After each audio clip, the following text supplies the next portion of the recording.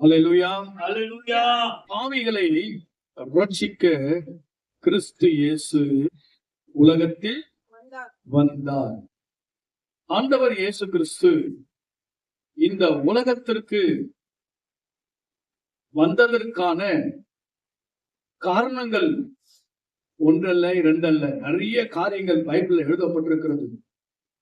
நம்முடைய இயேசு கிறிஸ்து 2000 ஆண்டுகளுக்கு முன்பாக இந்த மனுகுலத்திலே மனிதனாக பிறந்து வளர்ந்து அவர் அநேக அற்புதங்களையும் அதிசயங்களையும் கர்த்தர் செய்து எல்லாரிடத்திலையும் அன்பு கூர்ந்து எல்லாருடைய பாவங்களையும் மன்னித்து எல்லாருடைய நோய்களை குணமாக்கி எல்லாருடைய கட்டுகளில் இருந்து ஆண்டவர் விடுதலையாக்கி தம்முடைய ஜனங்களுக்கு இருந்ததான கஷ்டங்களை நீக்கி துக்கங்களை நீக்கி அவர்களை எல்லாருக்கும் ஆண்டவர் நன்மைகளை செய்து கொண்டிருந்தார். அப்படிப்பட்ட நம்முடைய ஆண்டவராகிய இயேசு கிறிஸ்து தன் ஜீவனையே இந்த உலகத்திலே கொடுத்தார். அல்லேலூயா. முழு ரத்தத்தையும் இந்த உலகத்திலே ஆண்டவர் செலுத்தினார்.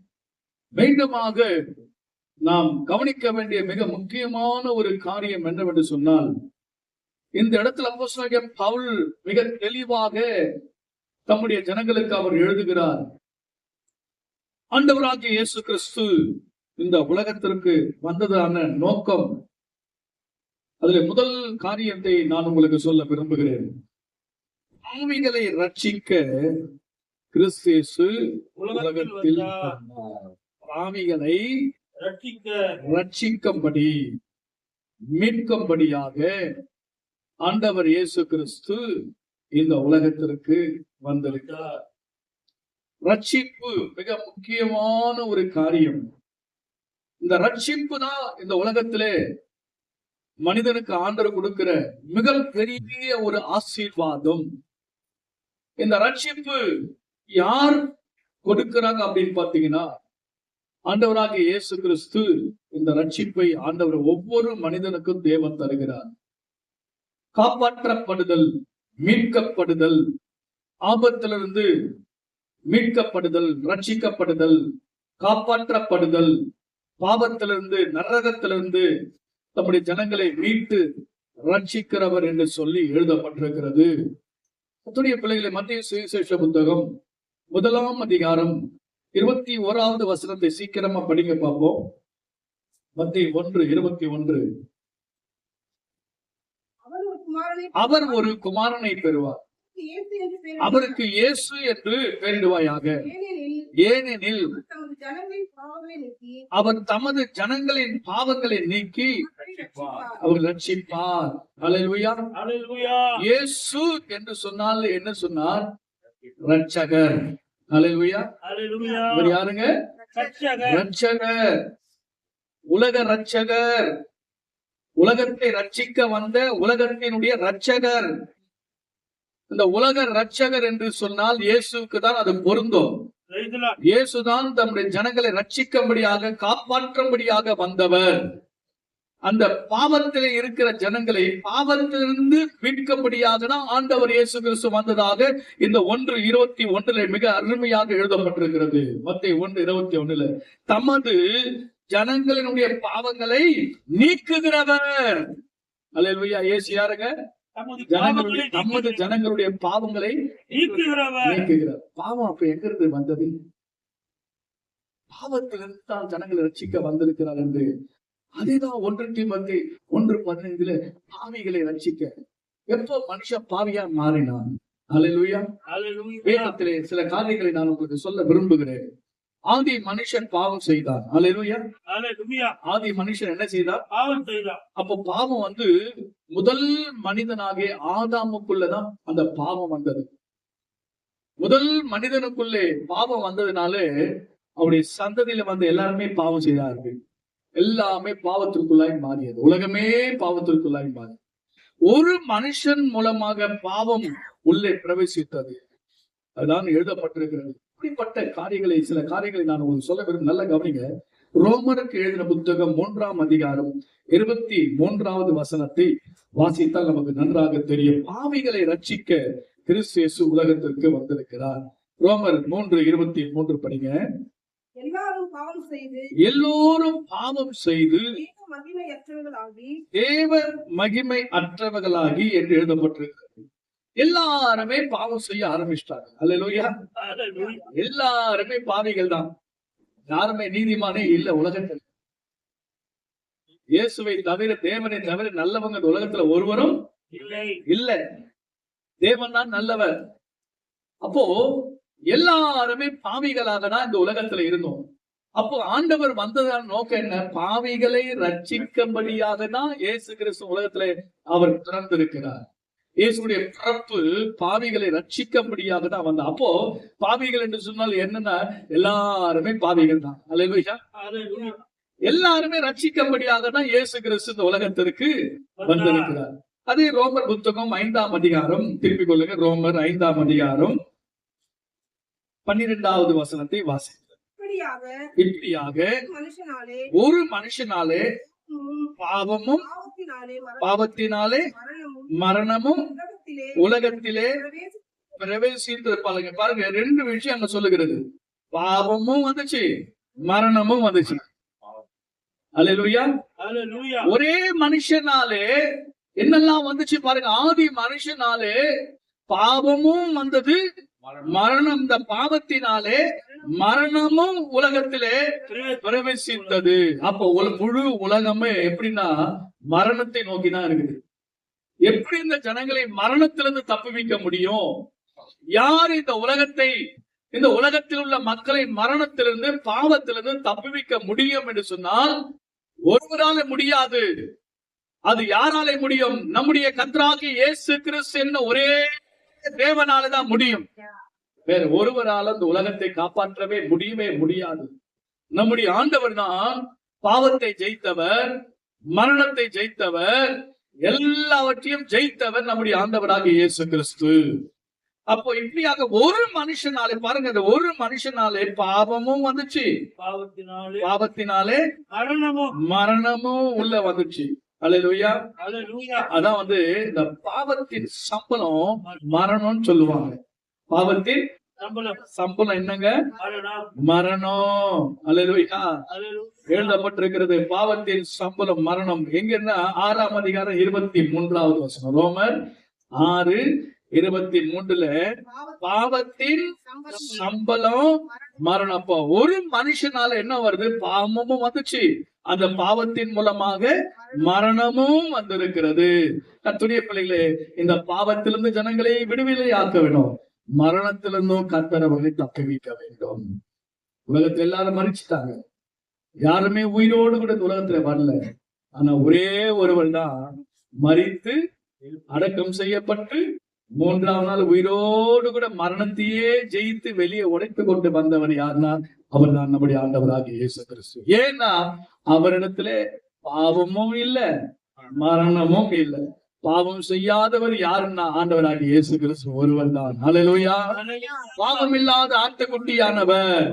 அதுதான் ரோமர் 5ஆம் அதிகாரத்திலே நீங்க நல்லா நீங்க தியானிக்க வேண்டும். ரோமர் 5ல இப்படியாக ஒரே மனுஷனாலே பாவமும் பாவத்தினாலே மரணமும் உலகத்தில் பிரவேசித்தது போல எல்லா மனுஷரும் பாவம் செய்தபடியால் மரணம் எல்லாருக்கும் வந்தது.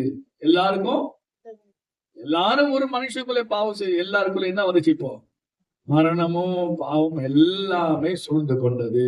சரி, 19வது வசனத்தை படிங்க. 5ஆம் அதிகாரம் 19. அன்றியும் ஒரே மனுஷனுடைய கீழ்ப்படியாமையினாலே அநேகர். பாருங்க, ஒரு மனுஷன் கீழ்ப்படியில. அல்லேலூயா. ஒருத்தர் கீழ்ப்படியில, ஆதி தகப்பன் கீழ்ப்படியில, அதனால அநேகர் பாவிகள் ஆயிட்டார். அல்லேலூயா. அதுக்காகத்தான் நான் உங்களுக்கு சொல்லுவேன், நீங்க ஒருத்தர் கீழ்ப்படிஞ்சீங்கன்னா முழு குடும்பம் ஆஸ்வதிக்கப்படும். அல்லேலூயா. ஒரு இயேசு கிறிஸ்து பிதாவாகிய தேவனுக்கு மரண பரியந்தம் கீழ்ப்படிந்தவராக இயேசு கிறிஸ்து இருந்ததினால்தான் முழு உலகமும் காப்பாற்றப்பட்டது, முழு உலகமும் ஆசீர்வதிக்கப்பட்டது, முழு உலகமும் இன்றைக்கு ரட்சிக்கப்பட்டது. ஒரு மனுஷன் கீழ்ப்படியில பாவம் வந்துச்சு. ஆனா ஒரு பின்னாடி வந்த ஆதாம் ஆகிய இயேசு கிறிஸ்து தேவனுக்கு கீழ்ப்படிந்தார், உலகம் ரட்சிக்கப்பட்டது. அப்போ கீழ்ப்படிதல் மூலமாக மிகப்பெரிய ஒரு ஆசீர்வாதம் வேதத்திலே சொல்லப்பட்டிருக்கிறது.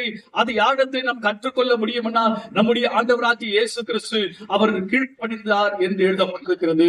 நீங்களும் நானும் தேவனுக்கும் தேவனுடைய வார்த்தைக்கும் நாம் உண்மையாக கீழ்ப்படியும் போதுதான் நம்முடைய சமுதாயத்திலே, நம்முடைய திருச்சபையிலே, நம்முடைய குடும்பங்களிலே உங்கள் மூலமாக ஆசீர்வாதங்கள் நிச்சயமாகவே கிடைக்கும். நாம் என்ன செய்யணும்? கீழ்ப்படியணும். கர்த்தருக்கு கீழ்ப்படியணும். கீழ்ப்படிதல் ரொம்ப அவசியமாக இருக்கிறது. அதான் மீண்டும் அந்த 19 அன்றைய ஒரே மனுஷனுடைய கீழ்ப்படியாமையினால் அநேகர் பாவிகளாக்கப்பட்டது போல ஒருவருடைய கீழ்ப்படினாலே அநேக நீதிமன்றாக்கப்பட்டாங்க. பாத்தீங்களா? வசனம் மிக தெளிவாக சொல்லப்பட்டிருக்கிறது. ரோமர் 6ஆம் அதிகாரத்திலே ஏற்கனவே வாசித்து விட்டு ரோமர் 7ஆம் அதிகாரத்தை திருப்பிக் கொள்ளுங்க. 7ல 5வது வசனம். நாம் மாம்சத்திற்கு உட்பட்டிருந்த காலத்தில் நியாய பிரமாணத்தினாலே தோன்றிய பாவ இச்சைகள், அண்டர்லைன் பண்ணுங்க, பாவ இச்சைகள். இப்போ இந்த பாவம் எப்படி உருவாகுதுன்னு பாத்தீங்கன்னா இச்சை. பாவம் எப்படி உருவாகுது?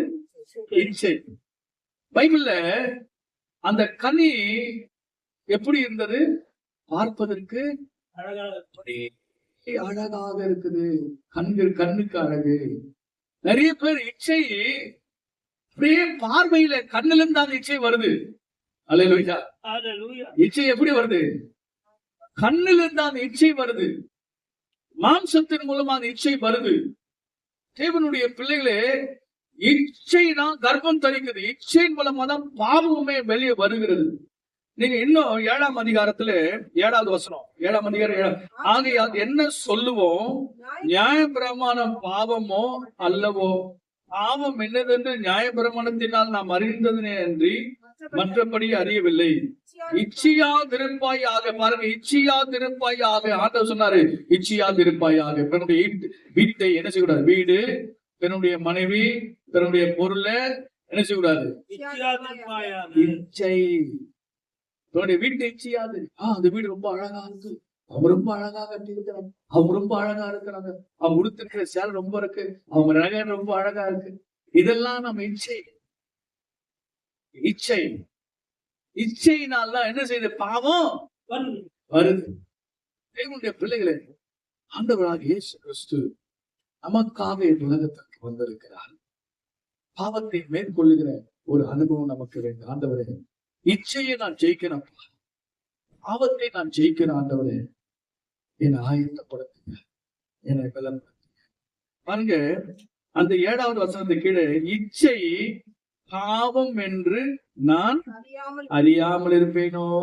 அல்லேலூயா. அல்லேலூயா. இச்சை என்னங்க? இச்சைதான் பாவம். இச்சைதான் பாவம். இன்னும் சொல்ல போனா என்ன தெரியுமா? உலக ஆசை. உலக ஆசை. ஆசை. ஆசையா? ஆசை யாரையா விட்டது? அல்லேலூயா. ஆசைய யாரை விட்டது பாஸ்டர் ஐயா? எல்லாருக்குள்ளதான அந்த ஆசை இருக்குது. அல்லேலூயா. மண் ஆசை, பெண் ஆசை, பொன்னாசை, பொருள் ஆசை, இந்த ஆசை, அந்த ஆசை, எல்லாருக்குள்ள அந்த ஆசை என்ன செய்யுது? கண்டிப்பா வரும். ஆனா அதை ஜெயிக்கணும். அல்லேலூயா. அது என்ன செய்யணும்? ஜெயிக்கணும். ஜெயம் கொள்ளுகிறவன் எவனோ அவனுக்கு தான் நான் அந்த கனியை கொடுப்பேன், ஜீவ விருட்சத்தின் கனியை கொடுப்பேன். ஜெயம் கொள்ளுகிறவனுக்கு ஜீவ கிரீடத்தை கொடுப்பேன். ஜெயம் கொள்ளுகிறவன் என்னோடு கூட இருப்பான். நீங்களும் நானும் ஜெயிக்க. ஆமென். இருக்கீங்களா? அல்லேலூயா. அல்லேலூயா. ஆவிகளை ரட்சிக்க கிறிஸ்து உலகத்தில் வந்தார். 7ஆம் அதிகாரம் 13வது வசனத்தில் எழுதப்பட்டிருக்கிறது, இப்படி இருக்க நன்மையானது எனக்கு மரணமாயிற்றோ?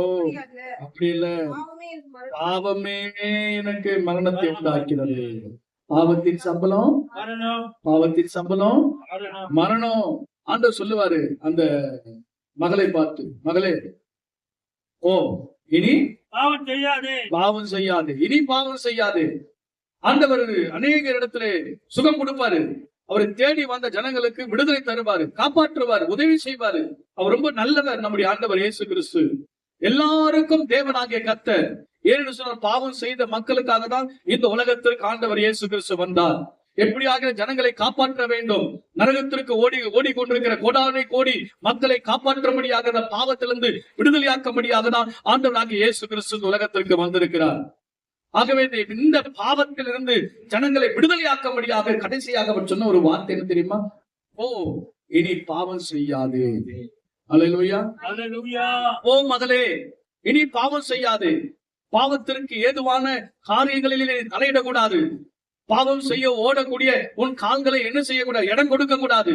உன் கால்களுக்கு இடம் கொடுக்க கூடாது. உன் கைகளுக்கு நீ இடம் கொடுக்க கூடாது. உன் கண்களுக்கு நீ இடம் கொடுக்க கூடாது. உன் இருதயத்திற்கு நீ இடம் கொடுக்க கூடாது.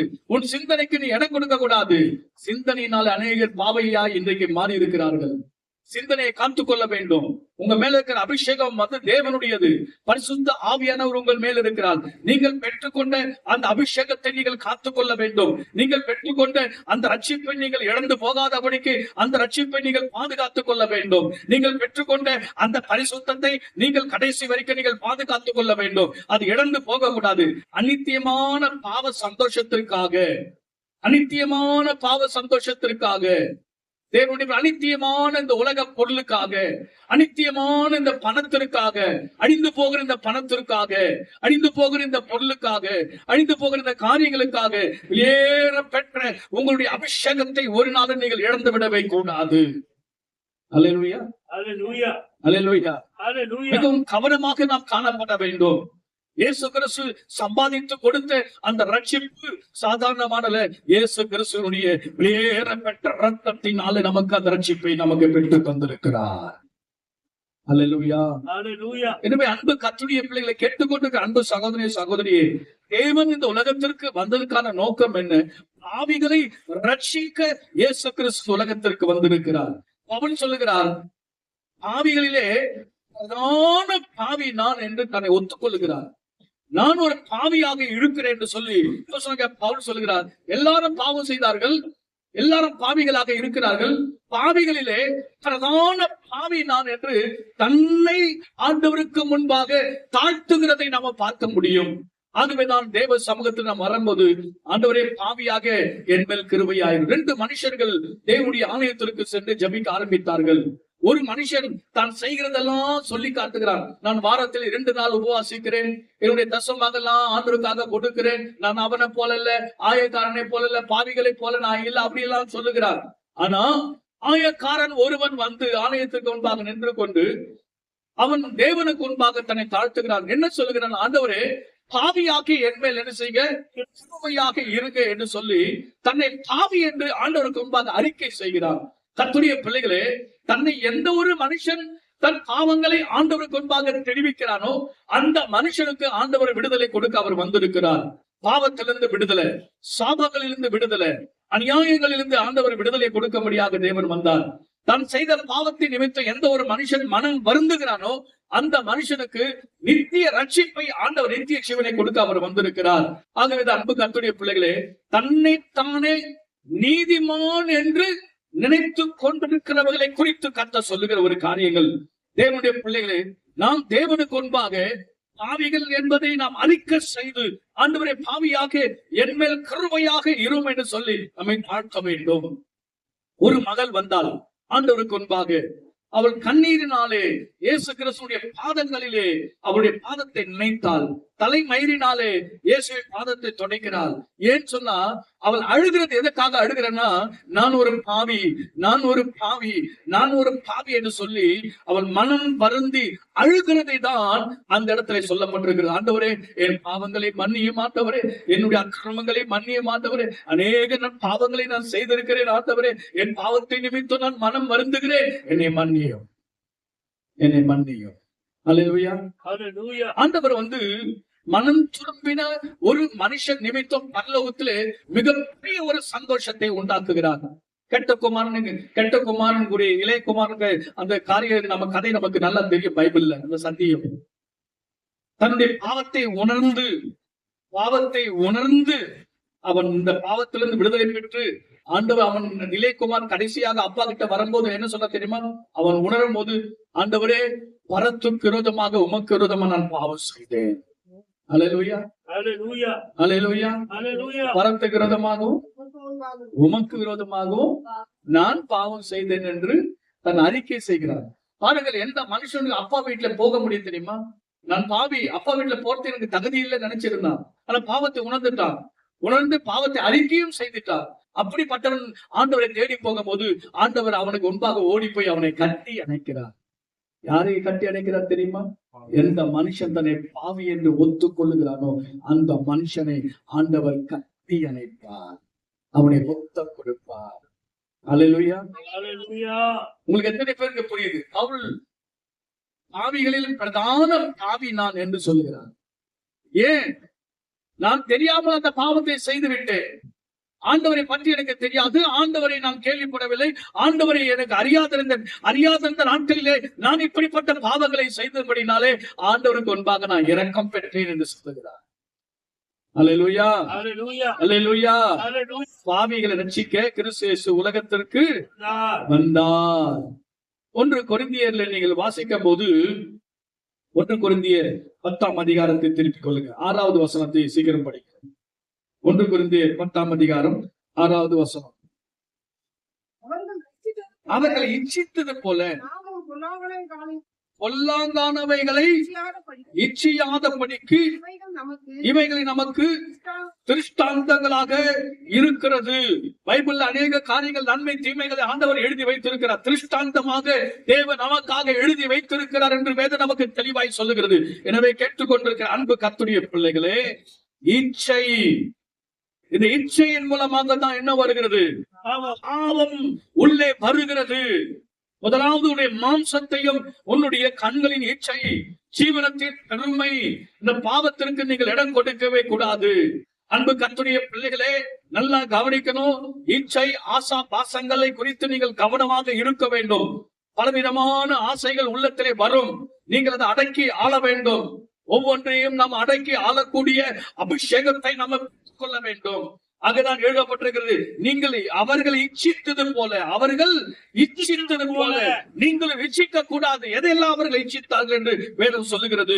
பாருங்க 7வது வசனத்திலே, ஜனங்கள் புசிக்கவும் குடிக்கவும் உட்கார்ந்து விளையாட எழுந்திருந்தார்கள் என்று எழுதப்பட்டிருக்கிறது. ஜனங்கள் புசிக்கவும் குடிக்கவும் உட்கார்ந்து விளையாட எழுந்திருந்தார்கள் என்று எழுதியிருக்கிறபடி அவர்களில் சிலர் விக்கிரக ஆராதனைக்காரர் ஆனது போல நீங்களும் ஆகாதிருங்கள் என்று சிலர் என்று எழுதப்பட்டிருக்கிறது. எல்லாரும் அல்ல, சிலர் விக்கிரக ஆராதனைக்காரர்களை போல ஆனது போல நீங்களும் ஆகாதிருங்கள். விக்கிரக ஆராதனை தேவனுக்கு பிடிக்காத ஒரு காரியம் என்ன தெரியுமா? என்னை அன்றி உங்களுக்கு வேற தேவனை உண்டாயிருக்க வேண்டாம். ஆண்டவருக்கு எந்த ஒரு சிலை வழிபாடுகளும் அந்த பைபிளில் சொல்லப்படவில்லை. கன்றுக்குட்டியை உருவாக்கினார்கள் என்று பைபிளில் எழுதப்பட்டிருக்கிறது. மோசே மலையிலே போயிருக்கும் போது மோசேக்கு என்ன நடந்தது எங்களுக்கு தெரியல. எல்லாரும் ஆரோன் இடத்துல வந்து புலம்பினாங்க. ஆரோன் நகையெல்லாம் கேட்டார். அவையெல்லாம் கொண்டு வந்து அவர் ஒரு இதுல போட்டு கன்றுக்குட்டியை போல ஒரு உருவம் வந்தது. இதுதான் தெய்வம் சொல்லி அதுக்கு முன்பாக விழுந்து நடனம் பண்ணி அதை போற்றி அதுக்கு துதித்து அதுக்கு மகிமை செலுத்தினார்கள். அதனால விளைவு என்ன தெரியுமா? எல்லாரும் அழிக்கப்பட்டார்கள். இதை கேட்டுக்கொண்டிருக்கிற அன்பு கர்த்தருடைய பிள்ளைகளே, தேவன் ஆவியா இருக்கிறார். அவரை தொழுது கொள்கிறவர் யாவரும் ஆவியோடும் உண்மையோடும் அவரை தொழுது கொள்ள வேண்டும். கர்த்தருக்கு எந்த ரூபமும் இல்லைங்க. விக்கிரகத்தை தயவு செய்து விக்கிரக ஆராதனைக்காரர்களை போல நீங்க இருக்கவே கூடாது. எதுவுமே நீங்கள் விக்கிரகமாய் மாற்றக்கூடாது. விக்கிரகத்தை உண்டாக்க கூடாது என்று பைபிள் எழுதப்பட்டிருக்கிறது. பணத்தை விக்கிரகமாய் மாற்றாதீங்க. அல்லேலூயா. பொருளை விக்கிரகமாய் மாற்றாதீங்க. மனுஷனை விக்கிரகமாய் மாற்றாதீங்க. மனுஷனை நீங்கள் நமஸ்கரிக்க கூடாது. எந்த ஒரு காரியத்தை நீங்கள் நமஸ்கரிக்க கூடாது. நம்முடைய தேவனை மாத்திரம்தான் நாம் என்ன செய்ய வேண்டும்? ஆராதனை செய்ய வேண்டும். அல்லேலூயா.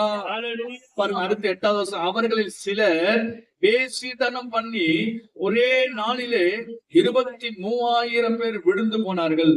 அது போல நாமும் பேசித்தனம் பண்ணாது இருக்குமா? காரணம் என்ன? எதுக்கு காரணம்? இச்சை. அல்லேலூயா. பாவிகளை ரட்சிக்க கிறிஸ்து இயேசு உலகத்தில் வந்தார் என்று எழுதப்பட்டிருக்கிறது. பாவம் எதன் மூலமாக வருகிறது? இச்சையின் மூலமாக தான் பாவம் வருகிறது. அந்த இச்சை சிலருக்கு விக்கிரகத்தை கொண்டு போகிறது, சில பேருக்கு வேசித்தனத்திலே கொண்டு போய் விடுகிறது. ஆகவேதான் ஆண்டவர் சொல்லுகிறார், வேசி மார்க்கத்திற்கு விலகி ஓடுங்கள் என்று எழுதப்பட்டிருக்கிறது. விலகி ஓடு, மாம்சத்தின் காரியங்களுக்கு விலகி ஓடு என்று எழுதப்பட்டிருக்கிறது. யோசேப்பை பாருங்க, விலகி ஓடினார், தன்னை கரைப்படுத்தாதபடிக்கு விலகி ஓடினார். கர்த்தருடைய பிள்ளைகளே, இன்றைக்கு அநேகர் என்ன செய்யறாங்க? தன் சரீரத்தை, ஆண்டவர் கொடுத்த சரீரத்தை, ஆண்டவர் கொடுத்த ஆத்துமாவை சீரழித்துக் கொண்டிருக்கிறார்கள். கர்த்தர் இன்றைக்கு கவலையோடு கூட இன்றைக்கு ஆண்டவர் நோக்கி கொண்டிருக்கிறார். தேவன் தங்குகிற ஆலயம் உங்கள் சரீரமானது தேவன் தங்குகிற ஆலயமாக இருக்கிறது. தேவனுடைய சரீரத்தை கெடுத்தால் நான் உன்னை என்று கர்த்தர் சொல்லுகிறார். ஹல்லேலூயா, ஹல்லேலூயா. அடுத்த வசனம் சொல்லுகிறது, அவர்களில் சிலர் கிறிஸ்துவை பரீட்சை பார்த்து பாம்புகளால் அழிக்கப்பட்டது போல, அதே போல நாமும் கிறிஸ்துவை பரீட்சை பாராதிருப்போமாக. ஹல்லேலூயா. கிறிஸ்துவ அடிக்கடி பரீட்சை பார்க்க கூடாது. ஹல்லேலூயா. ஆண்டவரை பரீட்சை பார்க்க கூடாது. இன்றைக்கு ஆண்டவர் ஆண்டவரையே சோதிக்கிறாங்க. ஹல்லேலூயா. அவரையே சோதிக்கிறாங்க, ஆண்டவரை பரீட்சை பார்க்கிறாங்க. ஆண்டவரை நாம பரீட்சையில பார்க்க கூடாது, அவரை விசுவாசிக்கணும், அவ்வளவுதான். அல்லேலூயா. நம்முடைய வேலை தேவனை விசுவாசிக்கணும், தேவனை நம்ப வேண்டும். இதுதான் வேதம் நமக்கு தெளிவாய் சொல்லுகிறது. அடுத்த ஒரு வசனம் சொல்லப்பட்டிருக்கிறது, அவர்கள் சிலர் முறுமுறுத்து சங்காரக்காரனாலே அடிக்கப்பட்ட போல, அது போல நீங்களும் முறுமுறுக்கு. இது ஒரு இச்சை. அல்லேலூயா. இச்சித்தது போல. என்ன இச்சித்தாங்க? சாப்பாடு செய்வீங்க, இதுதான் சாப்பாடு, இதுல உப்பு இல்லை, இதுல காரம் இல்லை, இதுல புளிப்பு இல்லை, இதுல சர்க்கரை இல்லை, இதெல்லாம் சாப்பிடுவாங்கல்ல. இப்ப பார்த்தாலும் வெங்காயம் பூண்டு, அல்லேலூயா.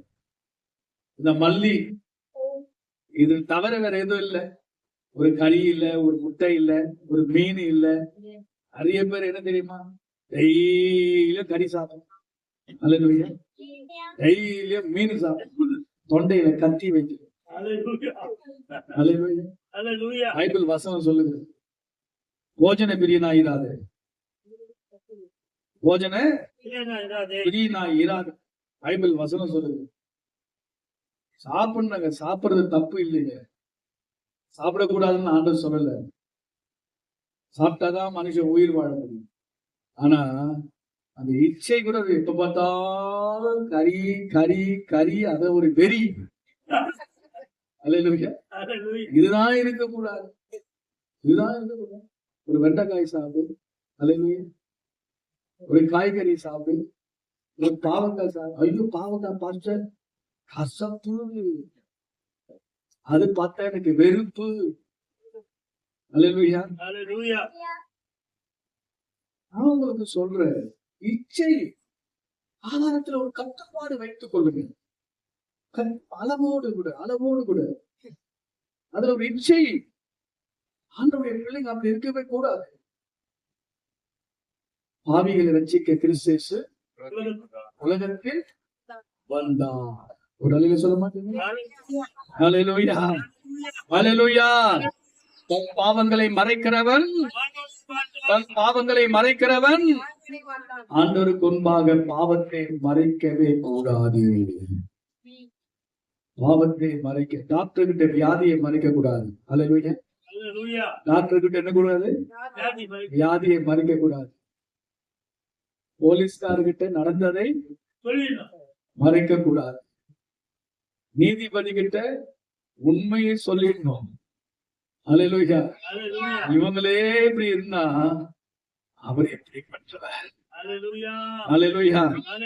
அவருக்கு முன்பாக நாம எப்படி இருக்கணுங்க? அல்லேலூயா.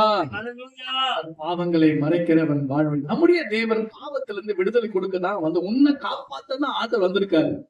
உன்னை அறிக்கை செய், ஆண்டவரே என்னை காப்பாத்துங்க கேளு, அவர் வந்து உன்னை காப்பாத்துவார். எதுல இருந்து காப்பாத்துவார்? பாவம் உன்னை மேற்கொள்ளுதா? பாவம் உன்னை அடிமைப்படுத்துதா? இந்த பழக்கத்தை உன்னால விட முடியலையா?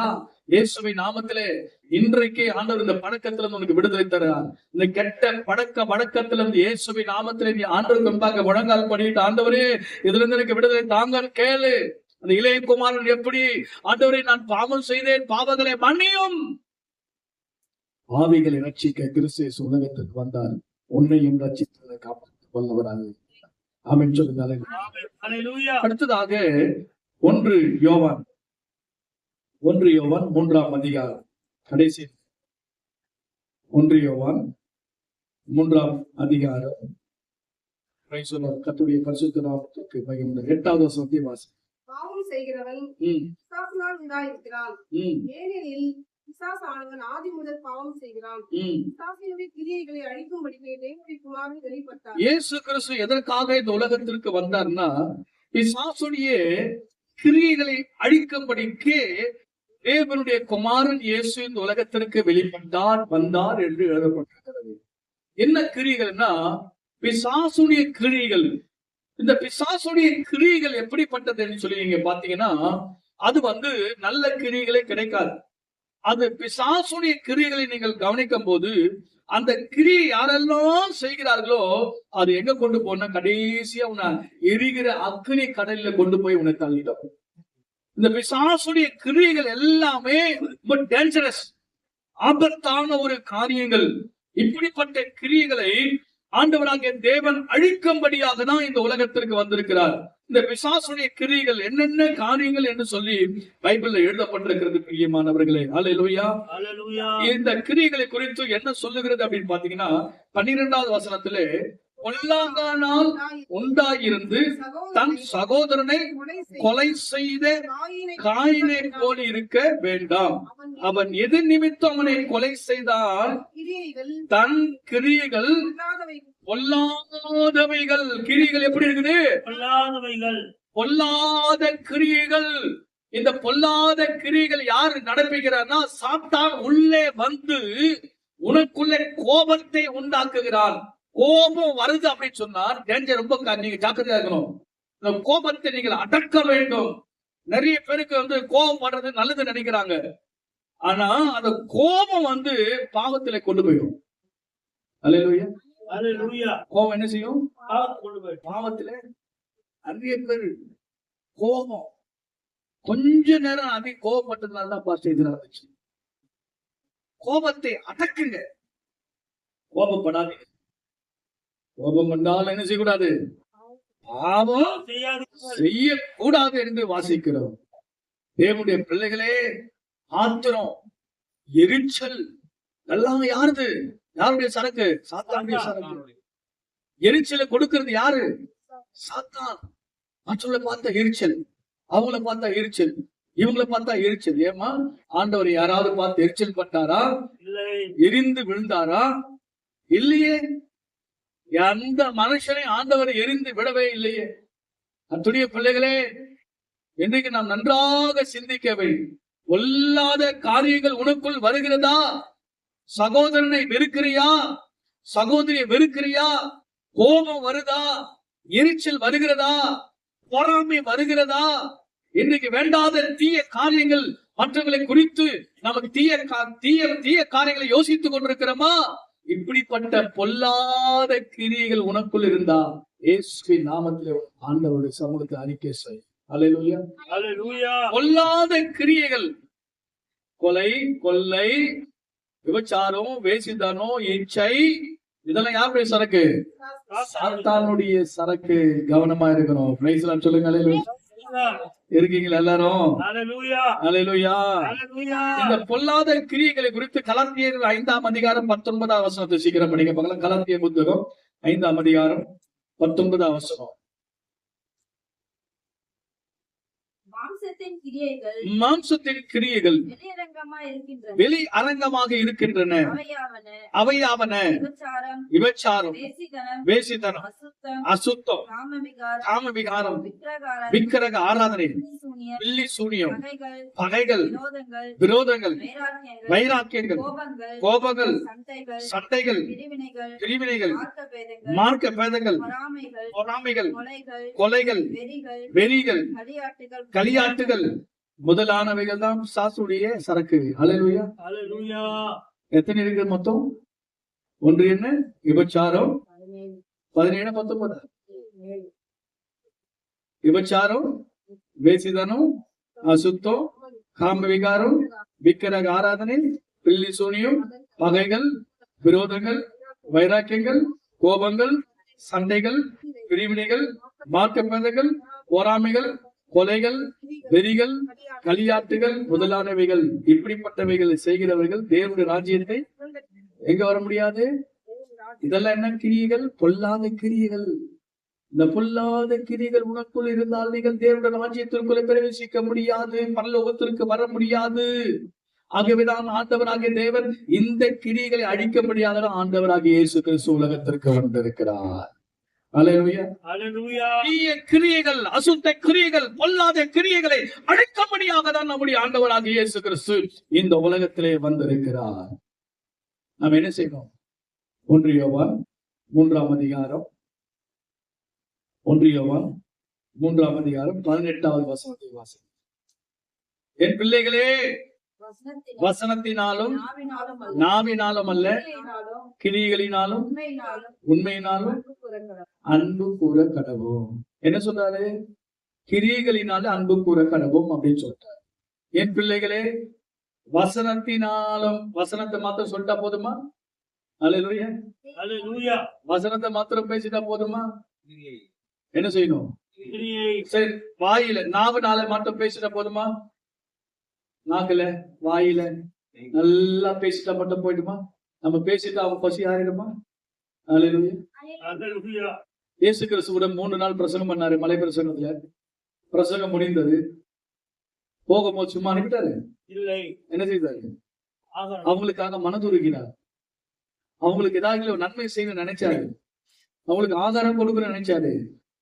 இது நல்ல ஒரு காரியம். தேவனுடைய பிள்ளைகளே, கிரியைகளினாலும் உண்மையினாலும் அன்பு கூற கடவோம்.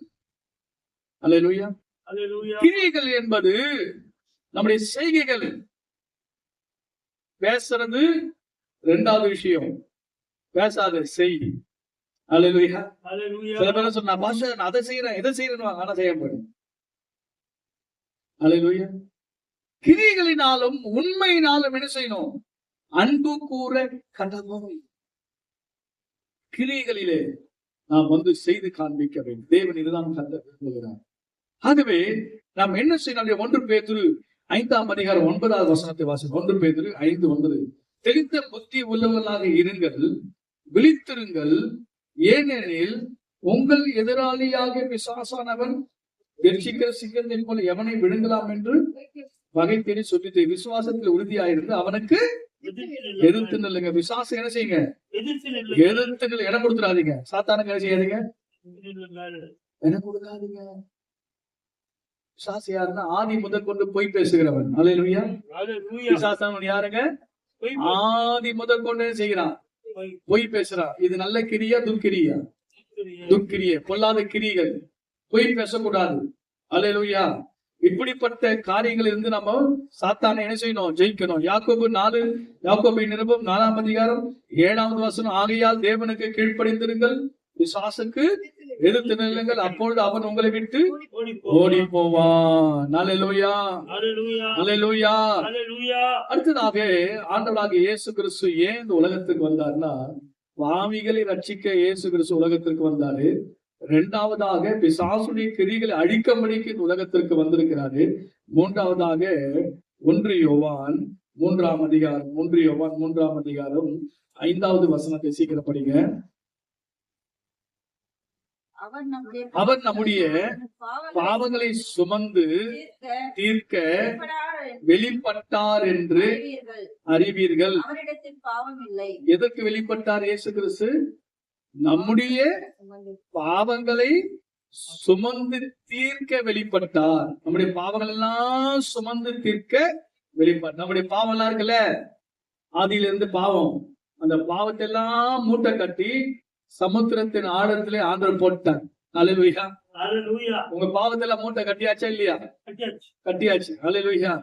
அப்படி யாராவது கட்டாது இருந்தீங்கன்னா அந்த 31க்குள்ள இன்னைக்குள்ள என்ன செய்யுங்க?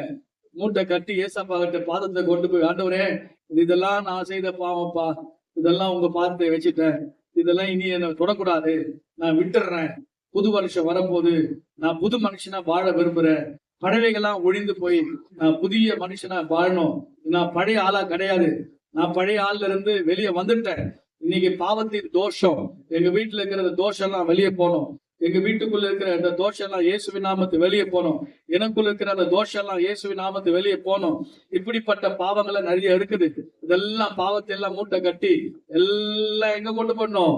சமுத்திரத்துல ஆழத்துல போட்டுடணும். அல்லேலூயா. Hallelujah. அதுக்கு மறுபடியும் நீங்க உயிர் கொடுக்கவே கூடாது. அல்லேலூயா. Hallelujah. அல்லேலூயா. Hallelujah. அதெல்லாம் செத்து போச்சு. அல்லேலூயா. Hallelujah. இன்றைக்கு ஆண்டவராகிய தேவன் நமக்கு சொல்லுகிறார். அப்படிதான் ஆண்டவர் இயேசு கிறிஸ்து சொல்ல தோன்றார். அவர் நம்முடைய பாவங்களை அவர் ஏற்றுக்கொண்டார், அவர் சுமந்து கொண்டார். அப்படித்தானே பைபிள்ல எழுதப்பட்டிருக்கிறது. என் பாவங்களை அவர் ஏற்றுக்கொண்டார், என் துக்கங்களை அவர் சுமந்து கொண்டார், என் அக்கிரமங்களை அவர் ஏற்றுக்கொண்டார், என் நோய்களை அவர் சுமந்து கொண்டார். அப்படிதான் பைபிள் எழுதப்பட்டிருக்கிறது. எனக்கு பிரியமான கர்த்தருடைய பிள்ளைகளே, இந்த ஏசாயா 53ஆம் அதிகாரத்தை நீங்க வாசித்து பாருங்க. அதெல்லாம் நமக்காக தான் ஆண்டவராகிய இயேசு கிறிஸ்து ஏற்றுக்கொண்டிருக்கிறார். அல்லேலூயா. Hallelujah. நம்முடைய மீறுதல், நம்முடைய சிலுவையில் அவர் தான் ஏற்றுக்கொண்டார். நாம் சுமக்க வேண்டிய சிலுவை, நம்முடைய பாடுகள், நம்முடைய அக்கிரமங்கள், என்னுடைய எல்லா கிரியைகள் அவரை ஏற்றுக்கொண்டார். பாவம், ஆனா அவர் எந்த பாவம் செய்யல, நம்ம தான் பாவம் செய்யறோம். அல்லேலூயா. ஆனா Hallelujah. அவரும் நமக்காக சுமந்து கொண்டாரே. நீ சுமக்க தேவையில்லை, நான் உனக்காக சுமந்து கொண்டேன் என்று சொன்னார். அவரை போல அன்புள்ள தெய்வம் உலகத்துல பார்க்க முடியும். Amen. அல்லேலூயா சொல்லுங்க. Hallelujah. அல்லேலூயா. அல்லேலூயா. Hallelujah. கர்த்தருடைய பிள்ளைகளை, உலகத்தின் பாவத்தை சுமந்து தீர்க்கிற தேவ ஆட்டுக்குட்டி. யோவான் 1:21 உலகத்தின் பாவத்தை சுமந்து, நம்முடைய பாவத்தை சுமந்து தீர்க்கிற ஆட்டுக்குட்டியார். இன்னைக்கு நம்முடைய பிள்ளைகள், நம்முடைய மூதாதையர்கள், நம்முடைய சந்ததி நம்ம செய்த பாவத்தை எல்லாம் நம்முடைய ஆண்டவர் ஏற்றுக்கொண்டாரே. அவருக்கு ஒரு சோத்திரம் பண்ண மாட்டீங்களா? ஆண்டவரே, என் பாவங்கள்லாம் நீங்க ஏற்றுக்கொண்டு அப்பா ஸ்தோத்திரம் ஐயா. லூக்கா 19ஆம் அதிகாரம் 10வது வசனத்தை வாசிங்க. லூக்கா 19ஆம் அதிகாரம் 10வது வசனம். Thank you Jesus. Hallelujah. Hallelujah. இழந்து போனதை தேடவும் ரட்சிக்கவுமே மனுஷகுமாரன் வந்திருக்கிறார். இழந்து போய் ஆதியில இழந்துட்டார். தேவன் ஒரு மனுஷனை ஆண்டவர் உண்டாக்குனாரு. அந்த மனுஷன் பாவம் செய்தான். அதனால தேவன் அந்த மாதி மனுஷனை இழந்துட்டாரு. மறுபடியும் இழந்து போனதை தேடுறதுக்காக தான் ஆண்டவர் இந்த உலகத்திற்கு வந்தார். அல்லேலூயா. Hallelujah. காணாமற் போன ஆட்டை தேடுவீராக. தாவீது சொல்ற, ஆண்டவரே, காணாமற் போன ஒரு ஆட்டை என்னை தேடுவீராக என்று சொல்ல. காணாமற் போன இளைய குமாரனை ஆண்டவர் தேடினார்.